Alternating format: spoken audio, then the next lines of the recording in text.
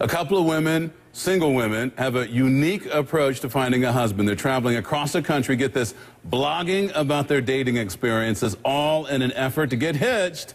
But so far, both remain unattached. Julia Yarbough and Silva Harapetian join me from Philly to talk about their dating experiences. And full disclosure, I ran into you guys walking around at the National Association of Black Journalists convention this week. And actually, Silva, I've known you for a while, but I found it really interesting that you were doing this.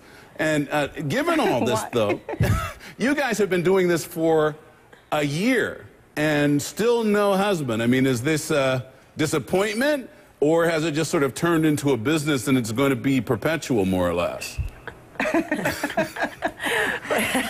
Well, I think, Joe, it started off with a concept that I thought, if I don't have any dates at home and I don't have any luck in my dating life, maybe if I open myself to new possibilities as I travel, I'll find the person who's my Mr. Right. And what has happened is that you realize how much you change and grow from day to day, and that Mr. Right and Mrs. Right may change based on how you change. So no luck yet. There's no ring on the finger, but I believe that I'm a better person in the process. And the list changes. You know, everybody starts out with a list of what you want, but what you really want may not exactly be what you really want. And as you travel and you expose yourself to experiences that you would never have otherwise because you're busy working and, you know, taking care of family and your day-to-day life, your expectations change, and what you want changes, which is surprising. Speaking of that, one of the things that comes to my mind is you're traveling around the country getting all this exposure, you're blogging about this. Have you guys sort of become high maintenance over the last year?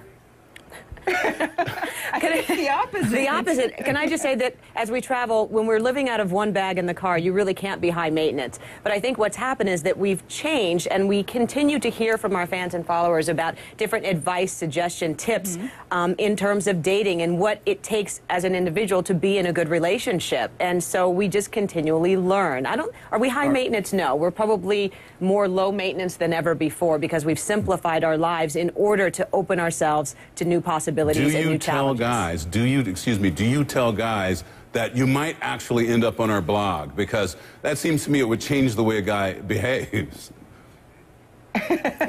Yes, we do tell them, but you know, if anyone's looked at our blog, we don't ever identify anyone. And you know, this is not about, you know, male bashing. This is about our experiences as men and women and the breakdown of communication and what we understand each other and what we don't. So this is about the comedy and sometimes the tragedy in being single professionals in this world. And men are in the same boat as we are. Now, and I think what we tend to hear from men and women is that it's challenging out there. And, you know, they're trying to figure out, why is that the case? We hear from women who say, I'm a great individual. Why can't I get a date? Men say, I'm just looking for a good woman, and where are they? So obviously we believe there's a disconnect, and we're trying to bridge that gap to start the conversation, to figure out, why do we not understand one another? Are you making money on this?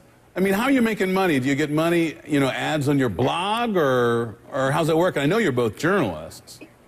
You know, this really started out as a really authentic project, as, you know, Julia wanting to travel the country and meet someone because you know, see your life pass you by and working so much and being so busy.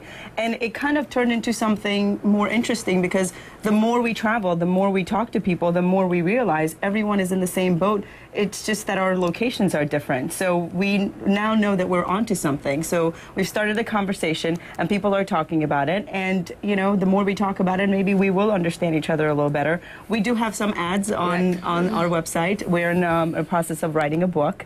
So it's going well. Because as much as we force change on ourselves, you know, the reality is we all have to live and survive. But if we can take what we've learned and share that with other singles for some insight to say, why is this happening to so many men and women, then it feels like our challenges are validated. And then we can help not only ourselves, but other people in the process. And if we can do that, then all of this is a huge success. You know, if people can say, you know what, I'm happier, I'm more fulfilled, and I did something different with my life, and I was the one who created the change. Yeah, and a little money would help too. I heard that. Hey, thanks so much to both of you. Highway to a Husband on the road in Philadelphia right now, and we'll be looking to see where you turn up next. On Twitter and Facebook too. You got it. Thank you. Everyone's wondering how Wall Street will